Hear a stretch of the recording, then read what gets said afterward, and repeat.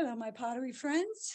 I am here to make a trimming demo today, the follow-up to the throwing demo that I hope you've already received.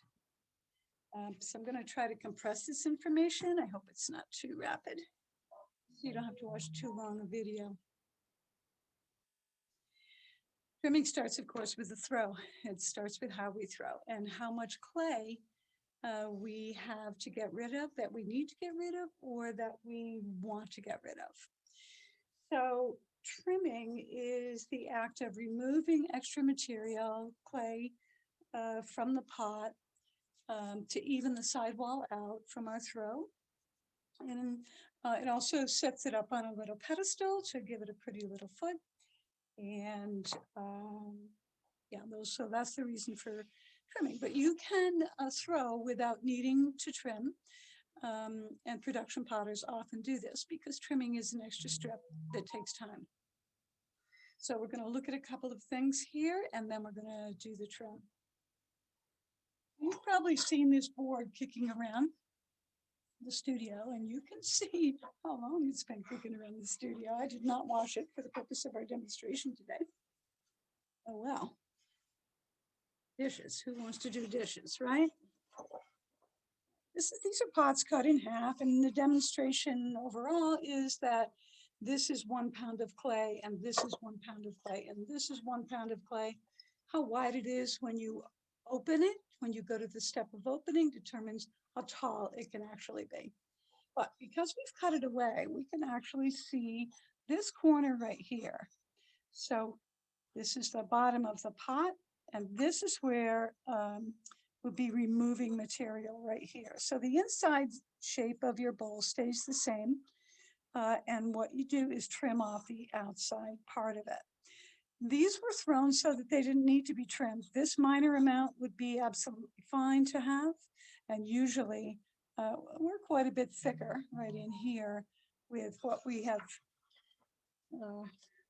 when we're done throwing.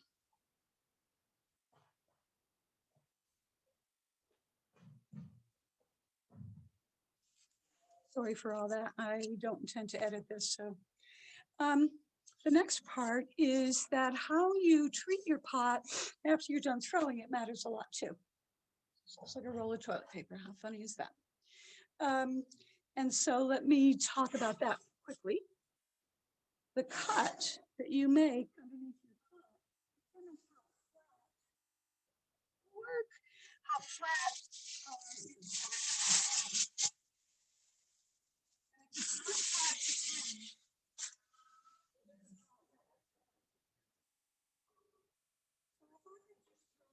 if we pretend I have just thrown this pot.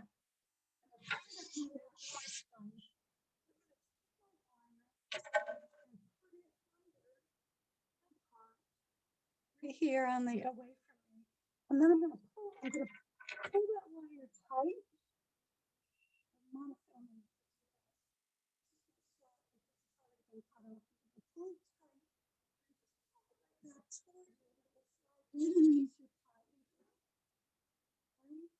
And then you can even put a little water or a slip right here through that, and that sort of breaks the seal and makes it easier when you come back.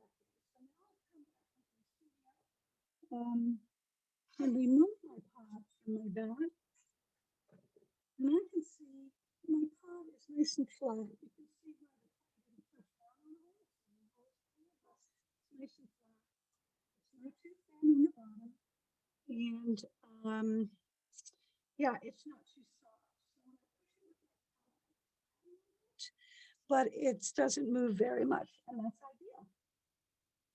We'll set that aside for a moment. All right, so with the sponges underneath them, it's a sponge glued to a wooden bat. They're underneath the clock where the newspaper and plastic are. Okay. So you put that on your wheel head over the bat pins securely. And that is actually going to hold the inverted pot. And we're going to take a minute and center this up. But this is the tool that you're going to use for for that. And now we're going to talk about tools a little bit.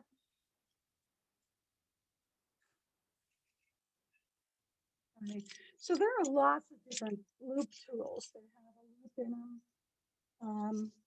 to remove extra clay, either from trimming or carving. Okay. Handmade tools can work just fine. You might find something in woodworking if you're a woodworker that would work, et cetera, et cetera. The primary tools that I use are a medium loop tool. I'm going to sit up there and show. Yep. Loop tool for removing a larger amount of clay, and a small loop tool for being able to do the more subtle work. Okay, those are the ones that I want to bring to the wheel every time that I come to trim. There are all kinds of square ones, round ones. I did want to show that these little guys, this is not for trimming. Maybe here, these are more for trimming, for carving into your pot when you're doing relief work on your pot. So don't expect that these are going to be the workhorse that these are going to be. But if this is what you got in your hand, you can make it work. You might use them up there a little bit thinner. Okay. And once you get playing, you can play with. So we're going to remove these now. To use a system like this, where we're not anchoring the pot down with wet clay, which is often, which is the way I was taught. The other tool that we need is a pot. So, right here, so that as the pot spins, the top will stay stationary, but this surface is slippery and it will fly. You do want something with a round edge on it, so that's how the sharp edge and not so much matter to you. And the smallest, this is a medium, this is a small, this is a snapper. So we're going to go with this one.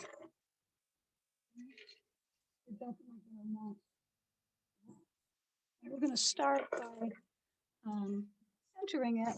And once I start this wheel, it's going to mean for. So we're going to start by moving it slowly and just feeling if it's centered or not. I'm going to turn it on. And then I'm going to do that. Okay.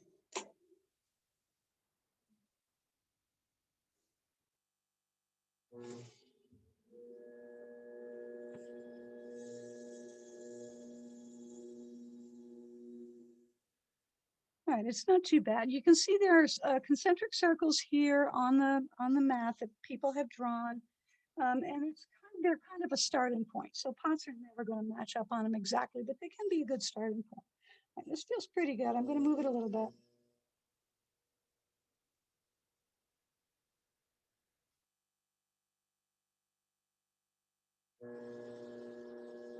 Yep, that makes me happy. Okay, but how do we know it's centered, right? And that matters a lot. The first thing I'm going to do is remove the extra clay that's hanging over.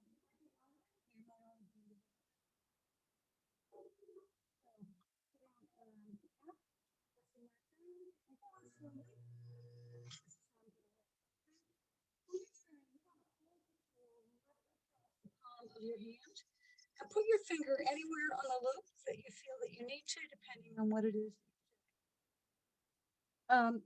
You don't want to hold it like a pencil because if it hits the snag, it's out of control. So by putting the palm of your hand, you can stay in control on that. So we're going to take this edge off.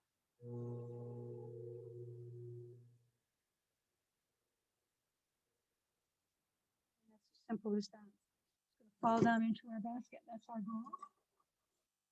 All right, now what I want to do is I want to draw a little circle. I don't have enough space here.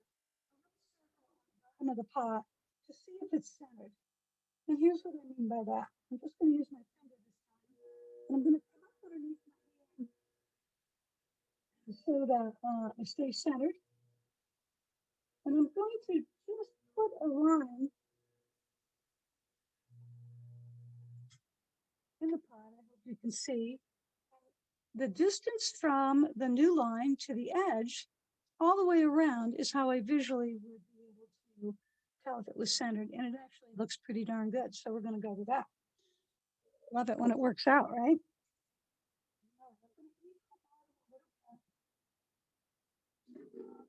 By coming down from the top,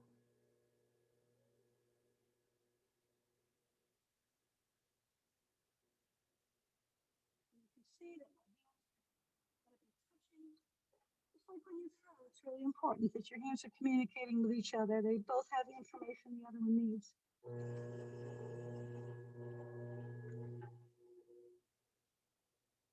right, I'm pretty happy with that. Initially, and I'm just going to leave it there. I'm just going to let that be there, but I want to give myself a new circle to figure out how far in I want to trim. So if you think you've got a lot of clay here in the corner of your pot, then you might want to come in on this one. So I am going to give myself a line, maybe an eighth of an inch in. And I'm going to trim off the clay from here to that line. And I'm going to stop. I'm going to see if I can get rid of this line now.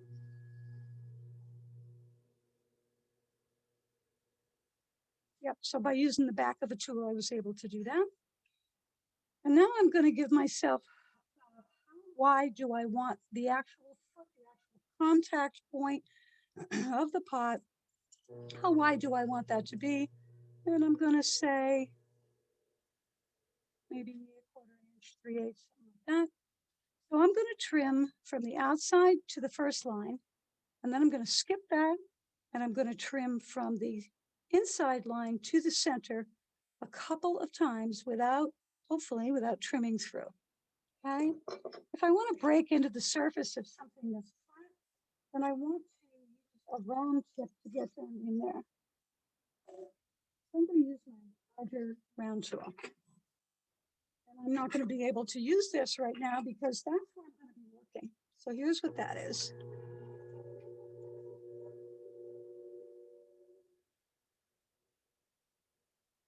So I dug a little hole right there. I think the smaller tool is going to be better. So you can see I've got kind of a little moat going right there. Yeah, and I can change the angle of my hand depending on how much I want to take off. And what I'm going to do is I'm going to bring my fingertips together really slowly.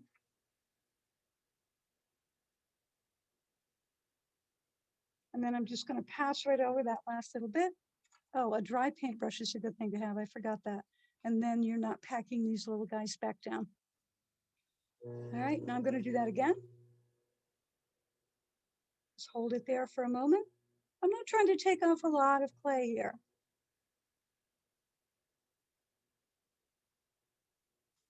If I know I have a lot of clay, if it's really thick on the bottom, I can take off a lot of clay for sure. Minimally, you want to take off enough clay so that it's going to rest on the foot and not touch here, okay, on the kiln shelf. All right, I'm going to move up to the bigger size. I'm going to affect the outside of the pot here.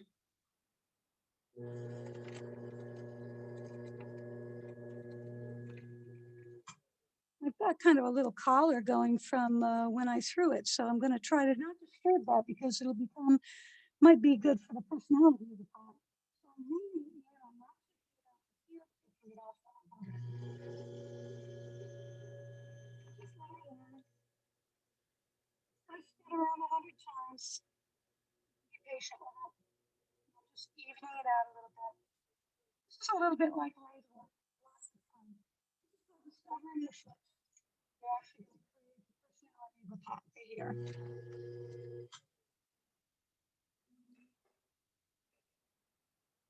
All right, I'm going to go back into here with the small tool, and this time I'm going to use the corner of the tool, and I'm going to hold it so it's in contact with the pot like this, and I'm going to dig that out a little bit and get out, give myself sort of an inside corner. So it's a little bit smaller. Smaller is kind of better, so you're not in your way for these lids. Okay, so I'm going to reach right in there and turn that a little bit and be able to remove the extra material. Just going to hold it there. Yeah, and I hope you can see the difference on that. So I don't know if we can, no, we can't. Okay. All right, so I've taken all out that I'm going to take out of there. I've taken everything I have to take off of here. And now I might want to make another couple passes because this ridge is a little bit higher in the center than it is on the inside bottom. And I'm going to use the flat end of my tool, holding it across the palm of my hand. And your own style will determine if you like the look of the spiral that's dug in a little bit, or if you enjoy a nice smooth surface on the bottom of your pot. So that's nice and smooth there, and that pot can be done. You don't need to do any more to it. Compressing right here and using a barely damp sponge, and I'm actually doing it with my fingers here. Compressing there means it will be less grainy on the bottom and it will scratch less. All the options in the world here for what kind of a foot that you want. So what we're going to do is we're going to give a 90-degree foot right here. So I don't want to drag and I don't want to push. This distributes the weight as well. So if you're very thin in the middle or soft, sometimes when we come back to work in the studio, our clay is soft, this will disperse the weight a little bit and you get away with more. And we always want to do that, right? So if I want to put a 90-degree foot right here, it looks like I'm going to come up from underneath and make contact with my finger like that. And that's going to give me a place. And I'm going to dig into this. See if we can see what that looks like. Again, my hands are always touching one another. I'm going to come right here. And I'm going to start to, well, I got to go here. And I'm going to start to remove material. Okay, so you can see that. I could stop right there. That's a fine look. There's nothing wrong with that at all. We've got kind of a double foot. Anything that you like. If you is where you should go. That's your style. But if I'm trying to remove weight from the bottom of it so that my pot will be more balanced, then I'm going to push all the way in. This tool before, and that gave me just a divot in. But now I'm actually going to remove more material by flattening out my tool.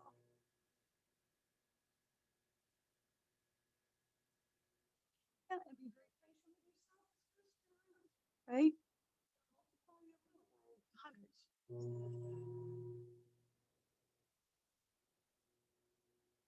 And I'm going to stop right there pot. And I'm going to think about where best you can watch on this. What angle I actually want this to be. So bring that in a little bit more, just a little. And now I'm going to put a little bevel on right there, just so it's even, just so it looks intentional. Now what do I do about this? Well, this is your transition right here. So I'm going to take this corner off and I'm going to round it so it's not